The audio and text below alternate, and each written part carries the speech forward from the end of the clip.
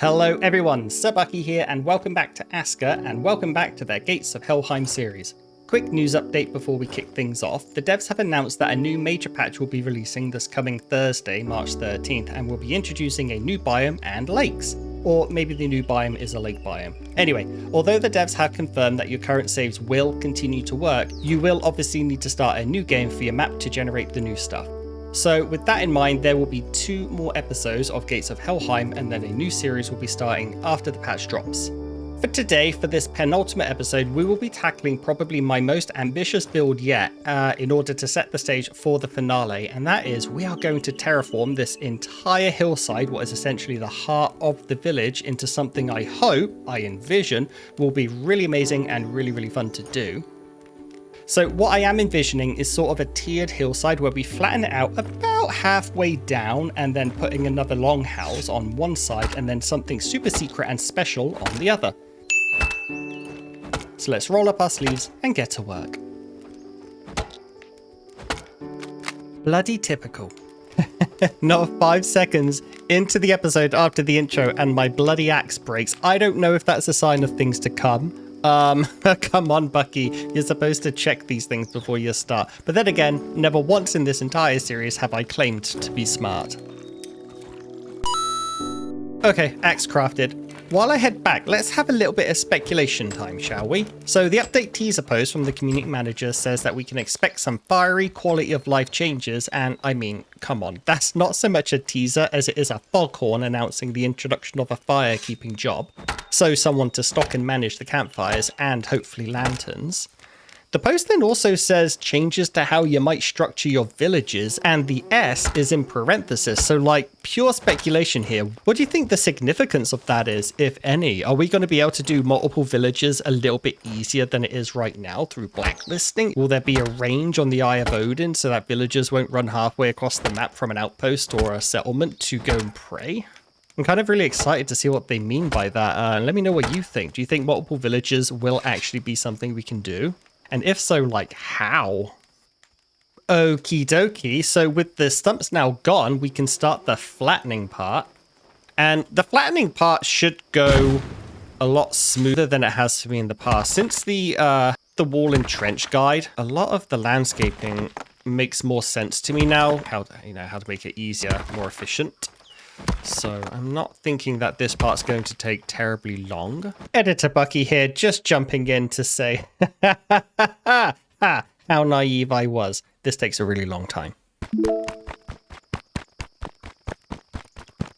Okay, now let's extend the flat area out a bit to give us a little more room for the secret unnamed decoration that we'll be building here in the finale. And at the moment, it looks like we can still use the leveling tool, although we might need to switch to the water collector or the archery range soon enough. That'll make more sense in a minute. All right, yes, this looks perfect for my plans. The second bit is going to be a little bit tricky because we don't actually have a flat height to work with over there. So what I'm going to do is I'm going to drag this height over the footpath and then try to hit a cell or 2 to get that target height and then cancel the leveling before my builders ruin said path. All right, about there looks great. Let's just wait a few seconds for him to bugger off. All right, that looks good. Let's get this done real quick. You're too slow. You snooze, you lose, and other cliches. Okay, now that we have our target height from the other side of the footpath, let's just go ahead and level out what we can.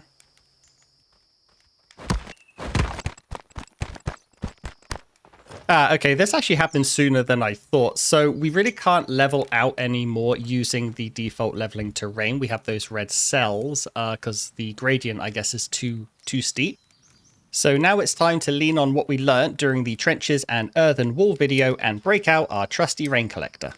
For anyone who didn't catch that video, I mean, first of all, rude. So you see where the wooden supports cross in the middle? I usually just make sure that that center point is ever so slightly on the side where I want the height to be.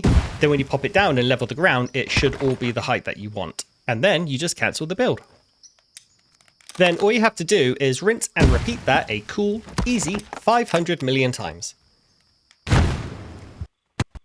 You know what though, I think we've got enough flat space here to switch over to the archery range, which is way more efficient. So let's give that a go. Now, we do want to face it this way with the lanes poking over the edge of the terrain, since that doesn't cause collisions like the main building will. Nice, look at that. It works. Yeah, perfect. It's like using 4 rain collectors at once, so, 4 times as effective. Right, let's try and get this next one down. Oh, come on, I'm in the middle of something.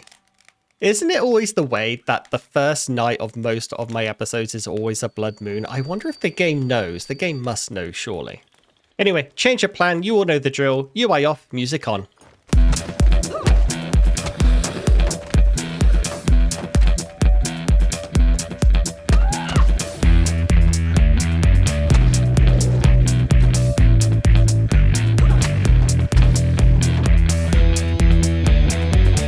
There's kind of a lot of them, actually, so unless this is 2 waves at once, I think we've crossed the population threshold for the amount of mobs per blood moon.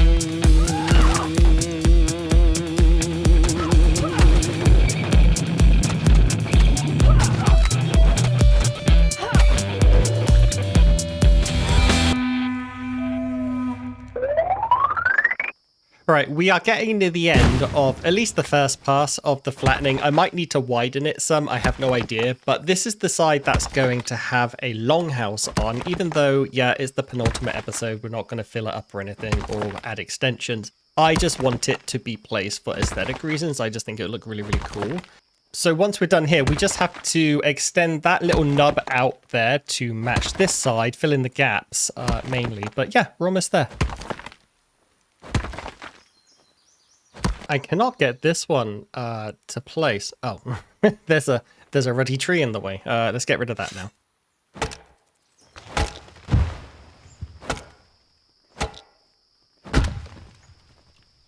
Ugh, it fell down in the wrong direction. Now I have to pick all this crap up.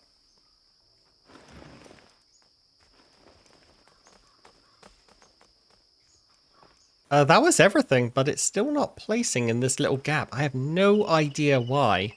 There's no icon showing anything blocking it. Okay, well, we'll just have to break out the rain collector again, I guess.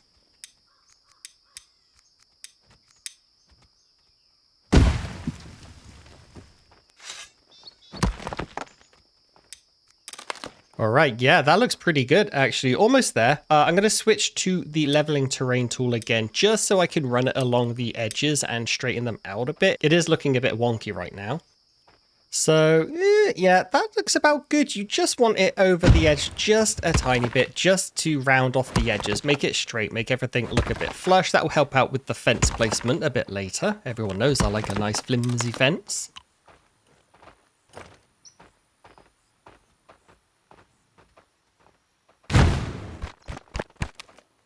I like it. I like it a lot, actually. Let's just tidy up this little bit here against the old cliff, and then we can think about placing down the longhouse.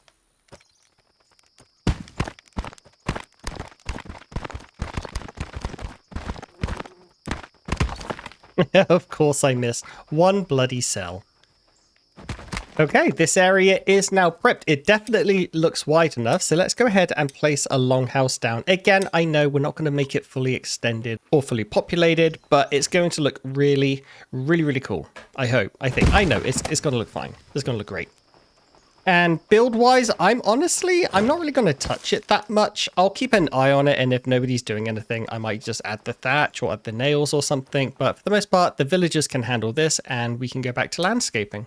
And so the next little thing to address is just this little entryway here, this little path that will take any villagers that live in the Longhouse onto the main highway there. So let's just extend this out and make it look just a little tidier and easier to access.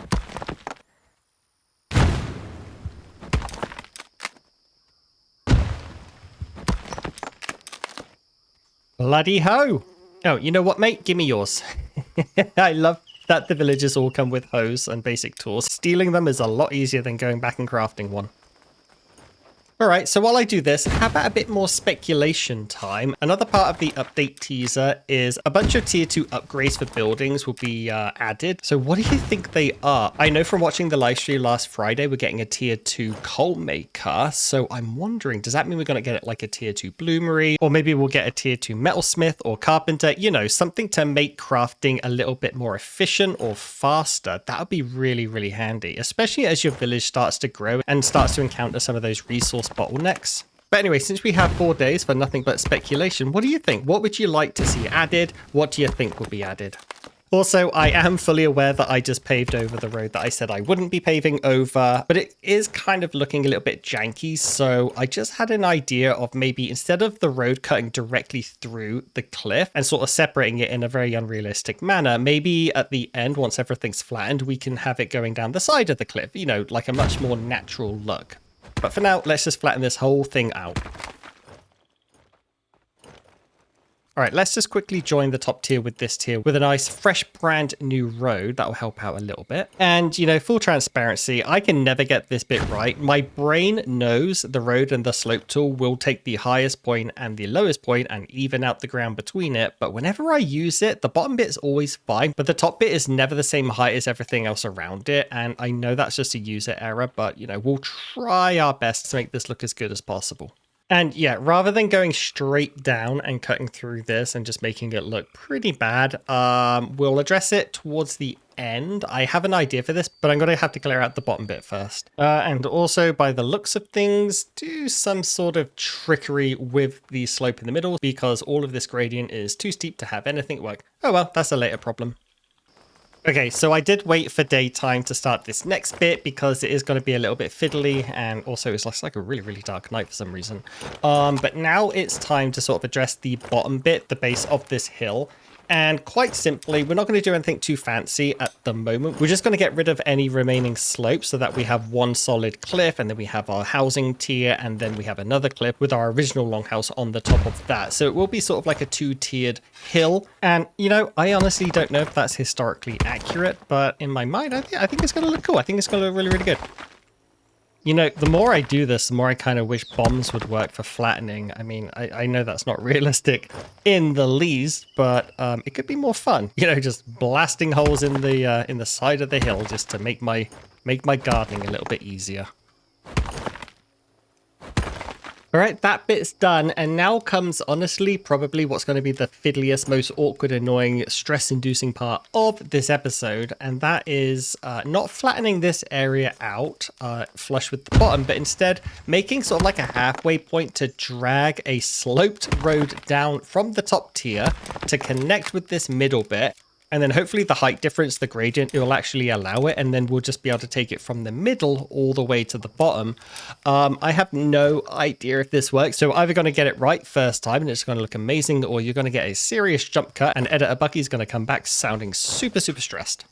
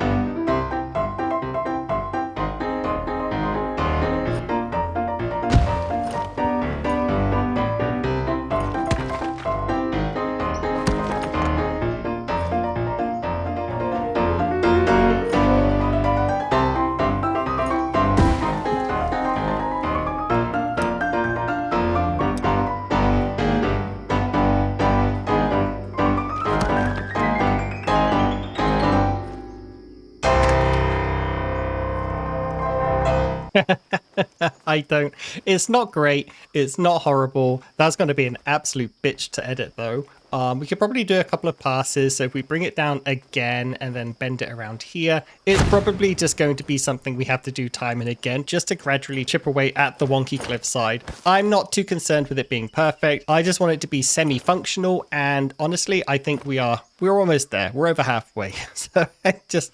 time to move on. Time to move on for my sanity's sake. So the Longhouse is about ready for the thatch. So I thought I'd just pop on down to the beach, you know, get a change of scenery, change of pace, breathe in that fresh sea salt air. Ugh, get attacked by a white as well, apparently.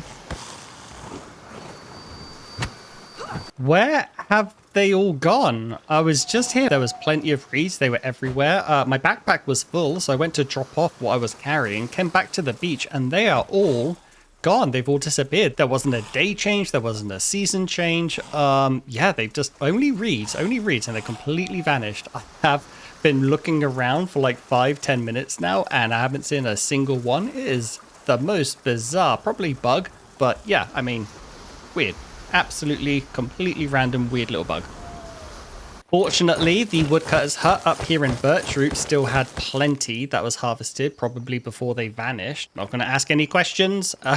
Just gonna be thankful that we have enough. I think I needed 3. That would have been like a really super annoying bug to encounter and not get the Longhouse finish on the penultimate episode. I did take way more than I probably need just to be on the safe side, just in case I remembered wrong or I can't do math. But yeah, we should be able to wrap it up with this. Although, there was an alarm of some sorts. It's either smoker bear or wolves. I have the UI turned off, so I have no idea which. All right, UI back on. It's either wolves or a bear because we have that invasion icon up there on the compass. Hopefully, I would prefer wolves, I think, just because they give more meat and leather as a whole than a single bear. But honestly, I'll take anything at this point. It doesn't really matter. Seems our archer's not really doing anything to protect the perimeter. That's something I'm going to be doing a lot earlier, I think, in the next playthrough with the next update is building a wall. I've kind of just neglected doing it entirely in this playthrough. I don't really know why. But yeah, I'm finding that my archers are just being terribly inefficient, so something to take into the next playthrough. But that was it. Wolves over. Hopefully, you know what? They have said in the past that there's going to be elite enemies. I'm wondering if that means we're going to get events like this, like a wolf attack, but it has a special wolf. Maybe not quite the level of Fenrir, but something between a regular wolf and Fenrir, or, you know, between a regular Draugr and Jarl Bayman. You know, just a stronger boss that isn't quite a mini boss. I think that would go a long way to sort of like making those events feel a little more challenging. Maybe even Mama Bear. That one would be fun.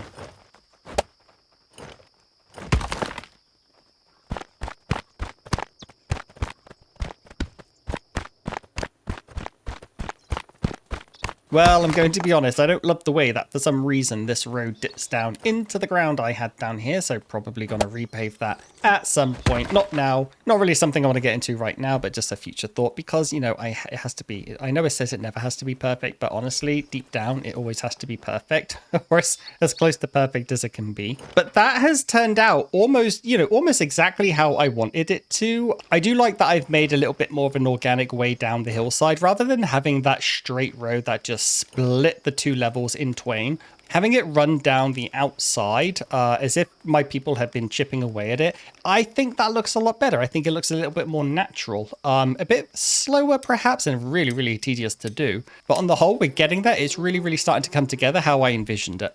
And, you know, I always say, why build 1 when you can build 2 for twice the price? So why build 1 road when you can build 2 for twice the stress? I mean, honestly, I'm just winging it at this point. I have no idea how that's going to look.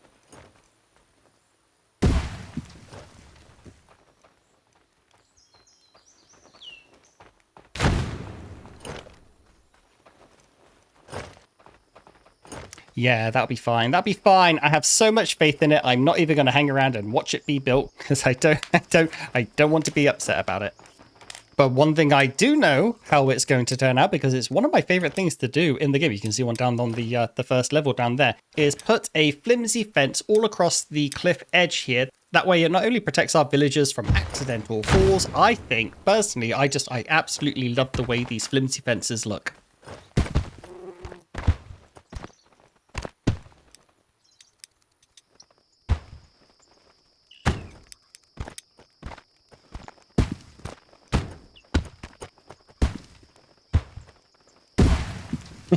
Yeah, that's gonna look so good.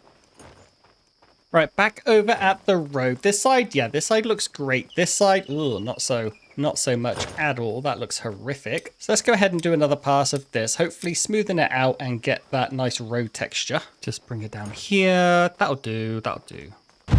And then on this bit, bring it down again. Bend it about here, I think will work. Perfect, maybe, probably not. Good enough. All right, another day, another mulligan, or well, maybe not quite mulligan, but this whole middle bit is just, again, it just doesn't look good. So I'm going to be using the Rainmaker and I'm going to chip away as best I can at sort of like this lumpy bit sticking out in the middle between the two roads. And then hopefully that will sort of like shave away all of this excess nasty little bit of cliffside and we'll be left with something a little bit more aesthetically pleasing. I love how the archery range is really, really good at this. I am a little worried that it's too big and I'll take too much away, but it is getting a little bit tedious using the rain collectors.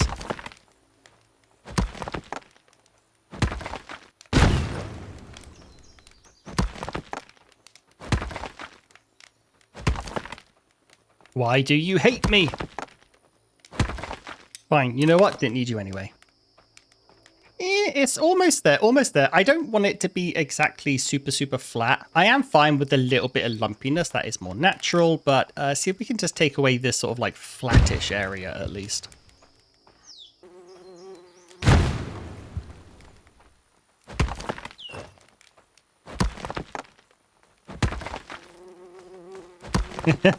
The bloody cells. They come, they go. They come, they go. They come, they go. Just...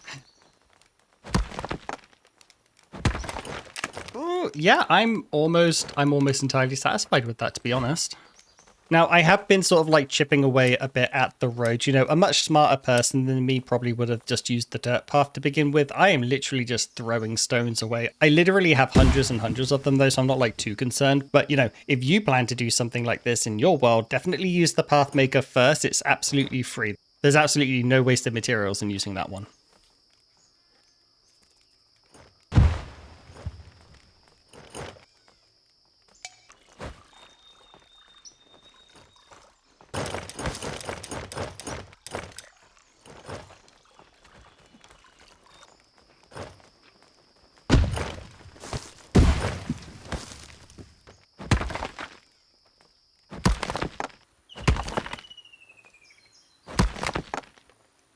Yeah, that looks much better. Now, obviously, we're going to need more flimsy fences so nobody slips off the edge and breaks their ankle or their skull. Now, one of the many great things about flimsy fences is they actually conform to the terrain. So we can get a nice fence that sort of like follows the road down at an angle, and it will just look really, really good. I know, I kind of sound like a flimsy fence salesman right now. And then we'll do the same on this side and then spend a little bit of time tidying up the bottom bits of the path. They are still a little bit wonky.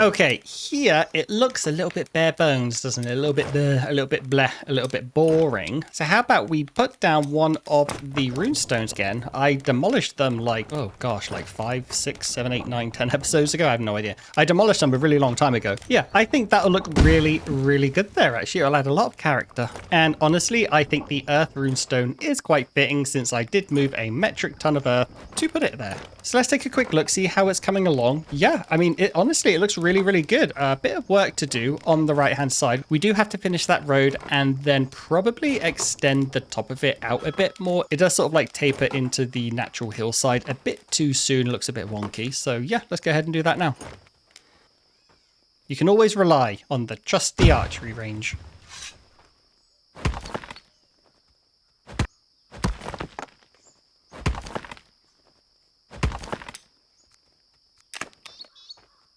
Yeah, honestly, that's probably fine. I'm getting really tired of it. It's taking so long. Oh, for Christ's sakes.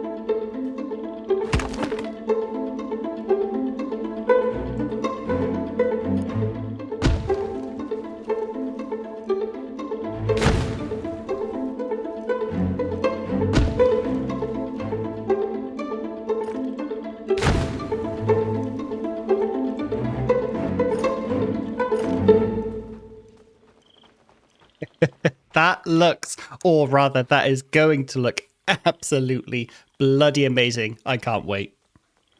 Okay, it's time really now just for the finishing touches. I need a lot of rope for all of the new fences I put up. The earth runestone is more or less complete. I have faith in my villagers being able to do that themselves. And then really it's just a whole bunch of wood just to finish the fences off. So almost there. Gonna really speed through this last bit because it's been an absolute chore. That is the biggest build I have ever done in game so far. There will probably be bigger ones in the next update.